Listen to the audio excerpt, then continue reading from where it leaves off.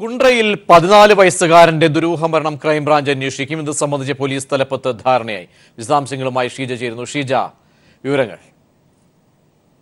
കുണ്ട്രയിൽ 14കാരന്റെ ദുരൂഹ മരണം സംബന്ധിച്ചുള്ള അന്വേഷണമാണ് നിലവിലിപ്പോൾ ക്രൈംബ്രാഞ്ചിന് വിടാനായി തീരുമാനിച്ചിരിക്കുന്നത്. കേസ് അന്വേഷണം സംബന്ധിച്ച് 14കാരന്റെ മാതാപിതാക്കൾ കുടുംബത്തിൽ നിന്നും തന്നെ വലിയ തോതിൽ പരാതികൾ ഉയർന്ന പശ്ചാത്തലത്തിൽ കൂടിയാണ് ഈ രീതിയിൽ കേസ് ക്രൈംബ്രാഞ്ചിന് വിടാനായി തീരുമാനിച്ചിരിക്കുന്നത്. അതോടൊപ്പം തന്നെ കൊട്ടാരക്കര ഡിവൈഎസ്പി കേസിൽ സമർപ്പിച്ച പുനരന്വേഷണ റിപ്പോർട്ട് നേരത്തെ SP തള്ളിയിരുന്നു. ഈ ഒരു സാഹചര്യത്തിൽ കൂടിയാണ് നിലവിൽ ഇത്തരത്തിലൊരു തീരുമാനത്തിലേക്ക് എത്താൻ വേണ്ടി പോലീസ് തീരുമാനിച്ചിരിക്കുന്നത്. 2010 14കാരൻ ദുരൂഹ സാഹചര്യത്തിൽ കൊല്ലപ്പെട്ടത്. സംഭവം ആത്മഹത്യയാണ് എന്ന നിഗമനത്തിലെത്തിയ ഉദ്യോഗസ്ഥർ തന്നെയാണ് ഇപ്പോൾ വീണ്ടും പുനരന്വേഷണവും നടത്തുന്നത് എന്നൊരു പരാതിയാണ് 14കാരന്റെ കുടുംബത്തിന്റെ ഭാഗത്തു നിന്നും ഉയർന്നിരിക്കുന്നത്. ഈ ഒരു സാഹചര്യത്തിൽ കൂടിയാണ് കേസ് ക്രൈംബ്രാഞ്ചിന് വിട്ടിരിക്കുന്നത്. ശരി ഷീജ. കുണ്ട്ര പീഡന കേസിലെ പ്രതി വിക്ടറിന്റെ ഭാര്യ ലതയെ പോലീസ് അറസ്റ്റ് ചെയ്തു. വൃക്കരോഗത്തെ തുടർന്ന് ചികിത്സയിലായിരുന്ന ലതയെ ആശുപത്രിയിലെത്തിയാണ് പോലീസ് അറസ്റ്റ് രേഖപ്പെടുത്തിയത്. അതേസമയം ലതയുടെ ആരോഗ്യനില ഗുരുതരമെന്ന് ഡോക്ടർ പറഞ്ഞു. വിശദാംശങ്ങളുമായി രാജ്കുമാർ ചേരുന്നു. രാജ്കുമാർ, നടപടിക്രമങ്ങൾ പൂർത്തിയാക്കിയോ? അറസ്റ്റ് എപ്പോഴാണ് രേഖപ്പെടുത്തിയത്? മെഡിക്കൽ റിപ്പോർട്ട് പ്രകാരം ഇതിൽ വിക്ടറുടെ ഭാര്യ ലതയുടെ നില ഗുരുതരമാണ്. ആ സാഹചര്യത്തിലാണ് പോലീസ് ആശുപത്രിയിലെത്തി അറസ്റ്റ് രേഖപ്പെടുത്തിയത്. മെഡിക്കൽ റിപ്പോർട്ട് കോടതിയിൽ ഹാജരാക്കിക്കൊണ്ട് ഇവരുടെ അവസ്ഥയെക്കുറിച്ച് പോലീസ് ബോധ്യപ്പെടുത്തും. ഇതിന്റെ അടിസ്ഥാനത്തിൽ ജില്ലാ കോടതിയാണ് ഇതിൽ ഏത് മജിസ്ട്രേറ്റിനെയാണ് ഇവിടെ കോടതിയിലേക്ക് അയക്കേണ്ടതെന്ന് തീരുമാനിക്കുന്നത്. ഇന്ന് ഉച്ചയോടുകൂടി ഒരു മജിസ്ട്രേറ്റ് ഇവിടെ ആശുപത്രിയിലെത്തി ലതയെ റിമാൻഡ് ചെയ്യുന്ന നടപടികളിലാണ് ഇനി ഉണ്ടാകാൻ പോകുന്നത്. 2 കേസുകളിലാണ് ലതയെ അറസ്റ്റ് ചെയ്തിട്ടുള്ളത്. ഒന്ന്, കുണ്ട്രയിലെ പെൺകുട്ടി പീഡനത്തെ തുടർന്ന് ആത്മഹത്യ ചെയ്ത സംഭവത്തിലെ കേസും 2 ആ പെൺകുട്ടിയുടെ സഹോദരിയെ പീഡിപ്പിച്ച കേസിലും 2 കേസുകളിലായിട്ടാണ് പോലീസ് ഇവരെ അറസ്റ്റ് രേഖപ്പെടുത്തിയിട്ടുള്ളത്. ഇതേ 2 കേസ് വിക്ടറും ഇതേ കേസുകളിൽ പ്രതിയാണ്. ഇവർ ഇപ്പോൾ കുണ്ട്ര താലൂക്ക് ആശുപത്രിയിലാണുള്ളത്. ശരി രാജ്കുമാർ. CR മഹേഷിന്റെ രാജിക്ക് പിന്നാലെ കോൺഗ്രസ് നേതൃത്വത്തിനെതിരെ ആഞ്ഞടിച്ച് Pathanamthitta DCC vice president Vettoor Jyothiprasad. ഹിന്ദുക്കളായ നേതാക്കളെ തകർക്കാൻ കോൺഗ്രസിൽ ആസൂത്രിത നീക്കം നടക്കുന്നതായി വെട്ടൂർ ജ്യോതിപ്രസാദിന്റെ ഫേസ്ബുക്ക് പോസ്റ്റ്. ഹൈന്ദവരായ നേതാക്കളെ സംഘി പരിവേഷം ചാർത്തി തകർക്കാൻ ശ്രമിക്കുകയാണെന്നും ജ്യോതിപ്രസാദ് ആരോപിക്കുന്നു. രമേശ് ചെന്നിത്തലയുടെ അടുത്ത അനുയായിയാണ് വെട്ടൂർ ജ്യോതിപ്രസാദ്. വിശദാംശങ്ങളുമായി ബിജേഷ് ചേരുന്നു. ബിജേഷ്, നേതൃത്വത്തിനെതിരെ CR മഹേഷിന് പിന്നാലെ ഇതാ വൈസ് പ്രസിഡന്റ് DCCയുടെ രംഗത്ത് വരുന്നു. അദ്ദേഹം എന്ത് കാര്യങ്ങളാണ് ഫേസ്ബുക്കിലൂടെ തുറന്നു പറയുന്നത്? കോൺഗ്രസിലെ ഇന്നത്തെ അവസ്ഥ ചൂണ്ടിക്കാട്ടി കഴിഞ്ഞ ദിവസമായിരുന്നു CR മഹേഷ് പാർട്ടിയിൽ നിന്ന് പുറത്തുപോയത്. അതിന് പിന്നാലെയാണ് ഇപ്പോൾ പത്തനംതിട്ട DCC വൈസ് പ്രസിഡന്റായിട്ടുള്ള വെട്ടൂർ ജ്യോതിപ്രസാദ് തന്റെ അനുഭവങ്ങൾ വിവരിച്ചുകൊണ്ട് ഒരു ഫേസ്ബുക്ക് പോസ്റ്റ് ഇറക്കിയിരിക്കുന്നത്.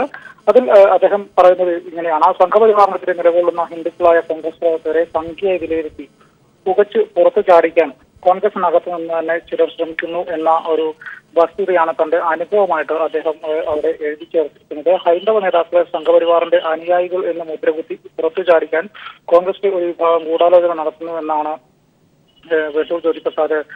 അത് കൃത്യമായിട്ട് ഗ്രൂപ്പ് പ്രവർത്തകരെ ഉദ്ദേശിച്ചുകൊണ്ടാണെന്നുള്ള വിമർശനവും അതിൽ കൂടെ വ്യക്തമാക്കുന്നുണ്ട്. ഭൂരിപക്ഷ സമുദായം സംഘപരിവാറിനോട് ആഭിമുഖ്യം പുലർത്തുമ്പോൾ അതിനെ തടുക്കാനായി കോൺഗ്രസിൽ നിന്നുകൊണ്ട് വരുന്ന കരുത്തരായ നേതാക്കളെ തകർക്കാൻ ശ്രമിക്കുന്നത് ആർക്കു വേണ്ടിയാണെന്നാണ് വെട്ടൂർ ഉന്നയിക്കുന്ന മറ്റൊരു ചോദ്യം. വിശ്വാസത്തിന്റെ പേരിൽ ക്ഷേത്രത്തിൽ പോവുകയും ചന്ദനക്കുരു തൊടുകയും കയ്യിൽ ചരട് കെട്ടുകയും ചെയ്യുന്നവരെ സംഖ്യയായി കണക്കാക്കുന്ന കോൺഗ്രസ് ദേശീയ നേതാക്കളുടെ നിലപാടിന് കാലം മാപ്പ് നൽകില്ല എന്നും അദ്ദേഹം ഫേസ്ബുക്കിലൂടെ വ്യക്തമാക്കുന്നുണ്ട്. ഖദർധാരികളെല്ലാം കോൺഗ്രസുകാരാണെന്ന് പറയാൻ പറ്റാത്തിടത്തോളം കാലം കുറി തൊടുന്നവനെ സംഖ്യകളെന്ന് വിളിക്കാനും ആർക്കും കഴിയില്ല എന്നാണ് അദ്ദേഹം. വിജേഷ് നടൂരാണ് വിശദാംശങ്ങൾ നൽകിയത്. എയർ ഇന്ത്യ ജീവനക്കാരനായ മലയാളിയെ മർദ്ദിച്ച ശിവസേന MPക്ക് പിന്തുണയുമായി കേന്ദ്ര സർക്കാർ വിമാനയാത്ര ചെയ്യുന്നതിൽ നിന്നും MPക്ക് ഏർപ്പെടുത്തിയ വിലക്ക് നിയമവിരുദ്ധമെന്ന് കേന്ദ്ര നിയമകാര്യ സഹമന്ത്രി PP ചൌധരി വ്യക്തമാക്കി. അതേസമയം വധശ്രമ കേസെടുത്തെങ്കിലും MPയെ അറസ്റ്റ് ചെയ്യുന്നത് വൈകുകയാണ്. വിവരങ്ങളുമായി മനു ശങ്കർ ചേരുന്നു. മനു, ഇപ്പോൾ കേന്ദ്ര നിയമകാര്യ സഹമന്ത്രിയാണ് എയർലൈൻസ് ഫെഡറേഷന്റെ നിലപാടിനെ ന്യായീകരിച്ച് രംഗത്തെത്തുന്നത്. എന്ത് കാരണമാണ് ഇക്കാര്യത്തിൽ അദ്ദേഹം പറയുന്നത്? ഒപ്പം തന്നെ MPയുടെ അറസ്റ്റ് വൈകുകയും ചെയ്യുന്നു. വിവരങ്ങൾ. പ്രജീഷ്, ബിസിനസ് ക്ലാസ് നൽകിയില്ലെന്ന് ആരോപിച്ചാണ് Shiv Sena MP Ravindra Gaikwad Air India deputy മാനേജരും കണ്ണൂർ സ്വദേശിയുമായ സുകുമാറിനെ നിരവധി തവണ മുഖത്തടിക്കുകയും ക്രൂരമായി മർദ്ദിക്കുകയും ചെയ്തത്. ഇതിനെ തുടർന്നാണ് എയർലൈൻസ് ഫെഡറേഷൻ MPക്ക് വിലക്ക് ഏർപ്പെടുത്തുകയും ചെയ്തത്. എന്നാൽ എയർലൈൻസ് ഫെഡറേഷന്റെ യാത്രാ വിലക്ക് നിയമവിരുദ്ധമെന്ന് ആരോപിച്ചാണ് കേന്ദ്ര നിയമ സഹമന്ത്രി പി ചൗധരി ഇപ്പോൾ രംഗത്തെത്തിയിരിക്കുന്നത്. ഈ ജീവനക്കാരുടെ ആത്മാഭിമാനം സംരക്ഷിക്കാനാണ് ഇത്തരമൊരു നടപടി അനിവാര്യമെന്നായിരുന്നു ഫെഡറേഷന്റെ നിലപാട്. ഇതിനെ തുടർന്ന് മുംബൈയിലേക്ക് തിരിക്കാനിരുന്ന എംപിയുടെ മടക്ക ടിക്കറ്റ് എയർ ഇന്ത്യയും ഇൻഡിഗോ എയർലൈൻസും റദ്ദാക്കുകയും ചെയ്തിരുന്നു. എന്നാൽ എംപിമാർക്ക് യാത്രാ വിലക്ക് ഏർപ്പെടുത്താൻ വിമാന കമ്പനികൾക്ക് നിയമ അവകാശമില്ലെന്നാണ് കേന്ദ്ര നിയമ മന്ത്രാലയത്തിന്റെ അവകാശവാദം. ഇപ്പോൾ ഒരു എംപിക്കെതിരെ ഇത്തരമൊരു നീക്കം നടത്തിയെങ്കിൽ നാളെ മറ്റു ജനപ്രതിനിധികൾക്കെതിരെയും ഇത്തരമൊരു നീക്കം നടത്താൻ വിമാന കമ്പനികൾ തയ്യാറാകും. അതിനാൽ ഇത് അനുവദിക്കാനാകുന്നതല്ലെന്നും നിയമപരിരക്ഷ വാഗ്ദാനം ചെയ്യാനാകുന്നതല്ല എന്നാണ് കേന്ദ്ര നിയമ മന്ത്രാലയത്തിന്റെ അവകാശവാദം. ഹൃദ്രോഗി കൂടിയായ മലയാളി ഉദ്യോഗസ്ഥനെ ചെരിപ്പൂരി 25 തവണയിൽ പകരമാണ് മുഖത്തടിച്ച് ഈ എംപി മർദ്ദിച്ചിരുന്നത്. ഇതിനെതിരെ എംപിക്കെതിരെ IPC 308 അടക്കം വധശ്രമത്തിന് കേസെടുത്തെങ്കിലും ഇതുവരെയും എംപിയെ അറസ്റ്റ് ചെയ്തിട്ടില്ല. അറസ്റ്റ് വൈകുകയാണ്. നേരത്തെ ആവശ്യമായ നിയമ നടപടികൾ സ്വീകരിക്കുമെന്ന് വ്യോമയാന മന്ത്രി അശോക് ഗജപതി രാജ് അറിയിച്ചിരുന്നു. എന്നാൽ ഇതിനിടയിൽ ദില്ലിയിൽ നിന്ന് മുംബൈയിലേക്ക് ശിവസേന എംപി ട്രെയിൻ മുഖാന്തരം മടങ്ങുകയും ചെയ്തു. പ്രജീഷ്. സംവിധായകൻ വിനയനെ വിലക്കിയതിന് പിഴ ശിക്ഷ വിധിച്ച കോമ്പറ്റീഷൻ കമ്മീഷൻ വിധിക്കെതിരെ അപ്പീൽ സമർപ്പിക്കുമെന്ന് ഫെഫ്ക ചെയർമാൻ ബി ഉണ്ണികൃഷ്ണൻ പറഞ്ഞു. വിധി ട്രേഡ് യൂണിയൻ പ്രവർത്തനത്തിന്മേലുള്ള കടന്നുകയറ്റമാണെന്നും ദൂരവ്യാപക പ്രത്യാഘാതം ഉണ്ടാക്കുന്നതാണെന്നും ബി ഉണ്ണികൃഷ്ണൻ പറഞ്ഞു. നാമമാത്ര തുകയാണ് പിഴയായി കമ്മീഷൻ വിധിച്ചിരിക്കുന്നത്. ആ പിഴ ഒടുക്കി വേണമെങ്കിൽ തങ്ങൾക്ക് കേസ് അവസാനിപ്പിക്കാം. പക്ഷേ അതിന് തങ്ങൾ തയ്യാറല്ലെന്ന് ബി ഉണ്ണികൃഷ്ണൻ പറഞ്ഞു. കാരണം ട്രേഡ് യൂണിയനുകൾക്കെതിരായ നീക്കമാണിത്. കളക്റ്റീവായിട്ടുള്ള മുന്നേറ്റങ്ങളിലൂടെ അവകാശങ്ങൾ പിടിച്ചു വാങ്ങിയിട്ടുള്ള ചരിത്രമുള്ള തൊഴിലാളി സംഘടനകളുടെ മുമ്പോട്ടുള്ള കുതിപ്പിനെ ആകെ വിലങ്ങുതടിയായി പ്രവർത്തിക്കാൻ മാത്രം പര്യാപ്തമായിട്ടുള്ള ഒരു ഇടപെടലാണ് ഇപ്പോൾ ഉണ്ടായിട്ടുള്ളത്. അതുകൊണ്ട് തന്നെ ഞങ്ങൾ ഇതിന് അപ്പീൽ പോകും. തങ്ങളുടെ ഭാഗം പൂർണ്ണമായും കേൾക്കാതെയാണ് കമ്മീഷൻ വിധി പറഞ്ഞത്. സിനിമാ മേഖലയുമായി ബന്ധപ്പെട്ട ചിലരുടെ ഗൂഢനീക്കം ഇതിന് പിന്നിലുണ്ട്. ലിബർട്ടി ബഷീറും അദ്ദേഹത്തോടൊപ്പം നിൽക്കുന്ന ഒരു ചെറുകിട സംവിധായകനും കമ്മീഷനിൽ തങ്ങൾക്കെതിരെ മൊഴി നൽകിയത് ഇതിന് തെളിവാണ്. വ്യാജ തെളിവുകളാണ് ഇവർ ഹാജരാക്കിയതെന്നും ബി ഉണ്ണികൃഷ്ണൻ ആരോപിച്ചു. തൊഴിൽ തർക്കങ്ങളിൽ ഇടപെടാൻ കോമ്പറ്റീഷൻ കമ്മീഷൻ അധികാരമില്ലെന്ന് ഉണ്ണികൃഷ്ണൻ ചൂണ്ടിക്കാട്ടി. ചരക്കുകളുടെ വിപണനവുമായി ബന്ധപ്പെട്ട നിയമമാണ് കമ്മീഷന്റേത്. ഈ കേസിൽ ഇടപെട്ടതോടെ അധ്വാനത്തെ ചരക്കുവൽക്കരിക്കുകയാണ് കമ്മീഷൻ ചെയ്തിരിക്കുന്നത്. അവിടെ ട്രേഡ് യൂണിയൻ സംബന്ധിയായ ഒരു പ്രശ്നം കൈകാര്യം ചെയ്യപ്പെടുക എന്നുള്ളതിൻ്റെ അർത്ഥം ട്രേഡ് യൂണിയൻ ആക്റ്റുമായിട്ട് ബന്ധപ്പെട്ടിട്ടുള്ള മുഴുവൻ സ്ഥാപനങ്ങളുടെയും ജൂറിസ്ഡിക്ഷനിലേക്ക് മറ്റൊരു ഫോറിൻ ബോഡി വരികയാണ് ചെയ്യുന്നത്. അപ്പോൾ കൃത്യമായി പറഞ്ഞാൽ ഇതിൻ്റെ രാഷ്ട്രീയം തൊഴിലിനെ, അധ്വാനത്തെ ചരക്കുവൽക്കരിക്കുന്നു എന്നുള്ളതാണ്. ഇത്തരം നീക്കങ്ങൾക്ക് വഴങ്ങാൻ പോകുന്നില്ലെന്നും പോരാട്ടം തുടരുക തന്നെ ചെയ്യുമെന്നും ബി ഉണ്ണികൃഷ്ണൻ വ്യക്തമാക്കി. News bureau, Kochi. People TV exclusive. Haripad സ്വദേശി അനിൽ അച്ചൻകുഞ്ഞ് എന്ന CRPF ജവാൻ മരണപ്പെട്ടത് ഉദ്യോഗസ്ഥരുടെ പീഡനം മൂലമെന്ന് ബന്ധുക്കളുടെ വെളിപ്പെടുത്തൽ. 2016 മാർച്ച് 24-നാണ് കുളിമുറിയിൽ വീണ് അനിൽ മരിച്ചു എന്ന വാർത്ത ബന്ധുക്കളെ അറിയിച്ചത്. ഉദ്യോഗസ്ഥ വീഴ്ച മറച്ചുവെച്ചു എന്ന് മാത്രമല്ല, നാട്ടിൽ മൃതദേഹം എത്തിച്ചത് പ്ലാസ്റ്റിക് ഷീറ്റിൽ പൊതിഞ്ഞ് വികൃതമായ നിലയിൽ. 2016 മാർച്ച് 26-നാണ് ചിങ്ങോലി സ്വദേശി അനിൽ അച്ചൻകുഞ്ഞെന്ന അർദ്ധസൈനികൻ ഛത്തീസ്ഗഡിൽ വെച്ച് മരണപ്പെട്ടത്. കുളിമുറിയിൽ വീണ് മരണപ്പെടുകയായിരുന്നു എന്നാണ് ഉദ്യോഗസ്ഥർ വീട്ടുകാരെ അറിയിച്ചത്. എന്നാൽ ഉദ്യോഗസ്ഥരുടെ ഭാഗത്തു നിന്നുള്ള വീഴ്ചയാണ് അനിലിൻ്റെ മരണത്തിൽ കലാശിച്ചതെന്നാണ് ബന്ധുക്കൾ ഇപ്പോൾ പറയുന്നത്. കഴിഞ്ഞ മാർച്ച് 24 ഹോളി ദിവസം അവിടെ കമ്പനി കമാൻഡർ ഈ ജവാനെല്ലാം കൂടെ അടുത്തുള്ള ഒരു കുളത്തിൽ നീന്തൽ മത്സരം നടത്തിച്ചാണ്. നീന്തി ലാസ്റ്റിൽ പുള്ളി കുഴഞ്ഞു പോയി. അപ്പോഴത്തേക്ക് ഇവർ ആരും ശ്രദ്ധിച്ചില്ലെന്ന് പറഞ്ഞു. പക്ഷെ അതൊന്നും എന്തോന്ന് അവർ പറയുന്ന വിശദീകരണം അതാണ്. പക്ഷെ അതിന് നമുക്ക് പിന്നെ മുന്നോട്ട് അന്വേഷണം നടത്തുകയോ അങ്ങനെയൊന്നും ചെയ്തില്ല. അനിലിൻ്റെ മരണശേഷവും മൃതദേഹത്തോട് അനാദരവ് കാട്ടിയെന്നാണ് ബന്ധുക്കൾ പറയുന്നത്. എംബാം ചെയ്ത് മൃതദേഹം അയക്കുന്നതിന് പകരം പ്ലാസ്റ്റിക് ഷീറ്റ് ഉപയോഗിച്ചാണ് മുങ്ങി മരിച്ച അനിലിൻ്റെ മൃതദേഹം നാട്ടിലെത്തിച്ചത്.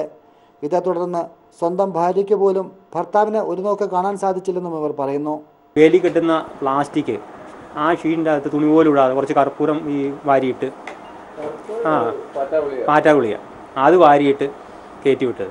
എല്ലാം അളിഞ്ഞ് തിരിച്ചറിയാൻ തൊലി പോലും ഇല്ല ശരീരം. സംഭവത്തെക്കുറിച്ച് അന്വേഷിക്കണമെന്നാവശ്യപ്പെട്ടുകൊണ്ട് പ്രധാനമന്ത്രിക്കും കേന്ദ്ര ആഭ്യന്തരമന്ത്രിക്കും നിരവധി കത്തുകൾ അയച്ചിട്ടും യാതൊരുവിധ നടപടി ഉണ്ടായില്ലെന്നും ബന്ധുക്കൾ പറയുന്നു.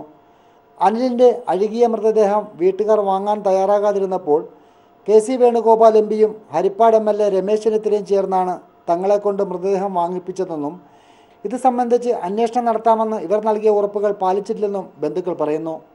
കേരളത്തിൽ നിന്നുള്ള സൈനികർ ഉദ്യോഗസ്ഥ പീഡനത്തിന് ഇരയാകുന്നുവെന്ന വാർത്തകൾ ഉയർന്നു വരുന്ന സാഹചര്യത്തിലാണ് ജവാന്റെ മരണത്തിന് പിന്നിലും ഉയർന്ന ഉദ്യോഗസ്ഥർക്ക് പങ്കുണ്ട് എന്ന വാർത്തകൾ പുറത്തുവരുന്നത്. Shajahan, news bureau, Alappuzha. ബന്ധു നിയമന കേസിൽ UDF നേതാക്കൾക്കെതിരെ തെളിവില്ലെന്ന വിജിലൻസ് റിപ്പോർട്ട്. വിജിലൻസിന്റെ പ്രാഥമിക അന്വേഷണത്തിന്റേതാണ് കണ്ടെത്തൽ. ക്രമവിരുദ്ധമായി നേതാക്കൾ നിയമനം നടത്തിയിട്ടില്ലെന്ന് റിപ്പോർട്ട് ചൂണ്ടിക്കാട്ടുന്നു. റിപ്പോർട്ട് തിരുവനന്തപുരം പ്രത്യേക വിജിലൻസ് കോടതിയിൽ സമർപ്പിച്ചു. മുൻ മുഖ്യമന്ത്രി ഉമ്മൻചാണ്ടി, രമേശ് ചെന്നിത്തല തുടങ്ങി 10ഓളം നേതാക്കൾക്കെതിരെയായിരുന്നു പരാതി. പൊതുപ്രവർത്തകനായ ഹാഫിസാണ് ഹർജി നൽകിയത്. LDF സ്ഥാനാർത്ഥി അഡ്വക്കേറ്റ് MB ഫൈസലിന്റെ മണ്ഡല പര്യടനം തുടങ്ങി. പെരിന്തൽമണ്ണയിൽ നിന്ന് ആരംഭിച്ച പര്യടനം 7 ദിവസം കൊണ്ട് പൂർത്തിയാകും. UDF NDA മുന്നണികളുടെ പര്യടനം മറ്റന്നാൾ ആരംഭിക്കും. ഓരോ നിയമസഭാ മണ്ഡലങ്ങളിലും 30ലേറെ സ്വീകരണങ്ങൾ ഒരുക്കിയിട്ടുണ്ട്. പെരിന്തൽമണ്ണയിൽ നിന്നാണ് പര്യടനം തുടങ്ങിയത്. വോട്ടർമാർ നൽകുന്ന പ്രോത്സാഹനവും പിന്തുണയും വലിയ പ്രതീക്ഷ നൽകുന്നുവെന്ന് ഫൈസൽ പറഞ്ഞു. ഇതിപ്പോൾ രണ്ടാമത്തെ സ്വീകരണ കേന്ദ്രത്തിലാണ് നമ്മൾ എത്തിയിട്ടുള്ളത്. വളരെ ആവേശകരമായ ഒരു സ്വീകരണമാണ് എല്ലാവരും തരുന്നത്. നല്ല പ്രോത്സാഹനം, നല്ല പിന്തുണ, നല്ല ആത്മവിശ്വാസം നമ്മുടെ പ്രിയപ്പെട്ട വോട്ടർമാർ നൽകിക്കൊണ്ടിരിക്കുക. കൂടുതൽ പ്രതീക്ഷ വരുന്നുണ്ടോ? തീർച്ചയായിട്ടും ആദ്യമേ പ്രതീക്ഷയുണ്ട്. ആ പ്രതീക്ഷ വീണ്ടും അത് തെളിയിക്കുന്നുണ്ട്. 7 ദിവസം കൊണ്ട് മണ്ഡല പര്യടനം പൂർത്തിയാക്കി പഞ്ചായത്ത് തല കൺവെൻഷൻ തുടങ്ങാനാണ് ശ്രമം. കൂടെ കുടുംബസംഗമങ്ങളും സജീവമാകും. UDF NDA മുന്നണികളുടെ മണ്ഡല പര്യടനം മറ്റന്നാൾ തുടക്കമാവും. News bureau, Malappuram. BJP കേന്ദ്ര നേതൃത്വത്തിലും കേന്ദ്രമന്ത്രിസഭയിലും അഴിച്ചുപണിക്കൊരുങ്ങുന്നു. രാജസ്ഥാൻ മുഖ്യമന്ത്രി സ്ഥാനത്ത് നിന്നും വസുന്ധര രാജ് സിന്ധ്യയെ മാറ്റുന്നതിനും പാർട്ടിയിൽ ആലോചന ശക്തമായി. ദേശീയ ഭാരവാഹിത്വത്തിലേക്ക് കേരള നേതാക്കളെ കൊണ്ടുവന്നേക്കും. ഉത്തർപ്രദേശ് നിയമസഭാ തെരഞ്ഞെടുപ്പിൽ നേടിയ വൻ വിജയത്തിന് പിന്നാലെയാണ് BJP ദേശീയ നേതൃത്വത്തിൽ പുനഃസംഘടനയ്ക്ക് കളമൊരുങ്ങുന്നത്. പാർട്ടി ദേശീയ ഉപാധ്യക്ഷൻ ദിനേശ് ശർമ്മ, ദേശീയ സെക്രട്ടറി ശ്രീകാന്ത് ശർമ്മ എന്നിവർ ഉത്തർപ്രദേശ് മന്ത്രിസഭയിൽ അംഗങ്ങളായി. പാർട്ടിയിലും സർക്കാരിലും ഒരാൾക്ക് ഒരു പദവി എന്നതാണ് BJPയുടെ നയം. ഇതുകൂടി കണക്കിലെടുത്താണ് ദേശീയ നേതൃത്വത്തിൽ പുനഃസംഘടനയ്ക്ക് പാർട്ടി തയ്യാറെടുക്കുന്നത്. പാർട്ടി അടിത്തറ വിപുലമാക്കാൻ ലക്ഷ്യമിടുന്ന സംസ്ഥാനങ്ങളിൽ നിന്നുള്ളവരും തെരഞ്ഞെടുപ്പ് നടക്കാനിരിക്കുന്ന സംസ്ഥാനങ്ങളിൽ നിന്നുള്ളവരും ദേശീയ ഭാരവാഹി പട്ടികയിൽ ഇടം പിടിക്കും. അതേസമയം കേന്ദ്ര മന്ത്രിസഭയിലും പുനഃസംഘടന ഉടൻ നടത്തുമെന്നാണ് വിവരം. പ്രതിരോധ മന്ത്രിയായിരുന്ന മനോഹർ പരീക്കർ രാജിവെച്ച ഒഴിവ് നികത്തുന്നതിനൊപ്പം പുതുമുഖങ്ങളെ മന്ത്രിസഭയിൽ ഉൾപ്പെടുത്തും. മഹാരാഷ്ട്ര മുഖ്യമന്ത്രി ദേവേന്ദ്ര ഫഡ്നാവിസിനെ കേന്ദ്രമന്ത്രിയാക്കുമെന്നാണ് റിപ്പോർട്ട്. രാജസ്ഥാനിൽ നേതൃമാറ്റത്തിനായുള്ള ചർച്ചകൾ BJP തുടങ്ങി. വസുന്ധര രാജ് സിന്ധ്യയ്ക്ക് പകരം ജനറൽ സെക്രട്ടറി ഓം മാഥൂറിനെയാണ് മുഖ്യമന്ത്രി സ്ഥാനത്തേക്ക് പരിഗണിക്കുന്നത്. വസുന്ധര രാജെ പാർട്ടി ദേശീയ ഭാരവാഹിയോ കേന്ദ്രമന്ത്രിയോ ആകും. മണിപ്പൂരിൽ സർക്കാർ രൂപീകരണത്തിന് നിർണായക പിന്തുണ നൽകിയ നാഷണൽ പീപ്പിൾസ് പാർട്ടിയെയും കേന്ദ്ര മന്ത്രിസഭയിൽ ഉൾപ്പെടുത്തും. കേന്ദ്രമന്ത്രിസഭയിൽ കേരളത്തിന് പ്രാതിനിധ്യം വേണമെന്ന ആവശ്യവും സജീവമാണ്. BJP മുൻ സംസ്ഥാന അധ്യക്ഷൻ V മുരളീധരൻ, ദേശീയ ആസ്ഥാനത്ത് ചുമതല വഹിക്കുന്ന അരവിന്ദ് മേനോൻ, R ബാലശങ്കർ തുടങ്ങിയ നേതാക്കൾ BJP ഭാരവാഹിത്വ നിരയിലേക്ക് എത്തും. മനുശങ്കർ, ദില്ലി. കൊല്ലത്ത് ചിന്നക്കടയിൽ വൻ തീപിടുത്തം. പായ്ക്കടയിലെ നിരവധി കടകൾ കത്തിനശിച്ചു. ലക്ഷങ്ങളുടെ നാശനഷ്ടമാണ് ഉണ്ടായത്. ഫയർഫോഴ്സ് തീ നിയന്ത്രണ വിധേയമാക്കി. പുലർച്ചെ 4:30ഓടെയാണ് കൊല്ലം പായ്ക്കട റോഡിലെ വ്യാപാര സ്ഥാപനങ്ങൾക്ക് തീപിടിച്ചത്. 6 കടകൾ കത്തിനശിച്ചു. ഓടുമേഞ്ഞ കടകളിൽ തീ പടരുന്നത് കണ്ട ചുമട്ടുതൊഴിലാളികളാണ് പോലീസിനെയും അഗ്നിശമന സേനയും വിവരം അറിയിച്ചത്. ചാമക്കടയിൽ നിന്നെത്തിയ ഫയർഫോഴ്സ് യൂണിറ്റും പോലീസും തൊഴിലാളികളും ചേർന്ന് തീയണയ്ക്കാനുള്ള ശ്രമം തുടരുന്നതിനിടെ കടപ്പാക്കടയിൽ നിന്നും മറ്റ് സ്ഥലങ്ങളിൽ നിന്നും കൂടുതൽ യൂണിറ്റുകൾ എത്തി. തുണിക്കടയിൽ നിന്ന് പടർന്ന തീ ശക്തമായ കാറ്റിൽ മറ്റ് കടകളിലേക്കും ആളിപ്പടരുകയായിരുന്നു. തീപിടുത്തത്തിന്റെ കാരണം വ്യക്തമല്ല. 7 മണിയോടെ തീ പൂർണ്ണമായും നിയന്ത്രണ വിധേയമായി. തീപിടുത്തത്തിൽ ലക്ഷങ്ങളുടെ നഷ്ടം സംഭവിച്ചിട്ടുണ്ടെന്നാണ് പ്രാഥമിക വിലയിരുത്തൽ. ന്യൂസ് ബ്യൂറോ, കൊല്ലം.